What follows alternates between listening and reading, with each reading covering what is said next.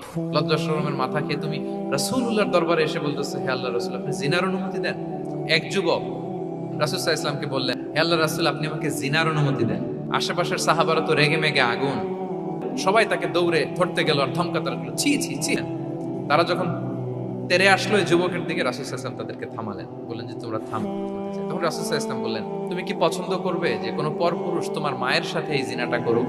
তোমার এটা ভালো লাগবে? সে বলে, লা ইয়া রাসূলুল্লাহ, না, কখনো না। আমার মায়ের সাথে কেউ এই পাপাচারে লিপ্ত হবে, এটা কোনো মানুষ মেনে নিবে না। তারপর রাসূল সাল্লাল্লাহু আলাইহি ওয়াসাল্লাম তাকে বললেন, তুমি তোমার কলিজার টুকরা সন্তান, কন্যা সন্তানের সাথে, তোমার কন্যার সাথে কেউ এই পাপ কাজটা করুক, এটা তুমি মেনে নিবে? এটা তুমি পছন্দ করো? সে বলল, লা ইয়া রাসূলুল্লাহ, হে আল্লাহর রাসূল, কশিন কালো না, কখনো মানবো না। আমার মেয়ের সাথে কেউ এই কাজ করে, কখনো।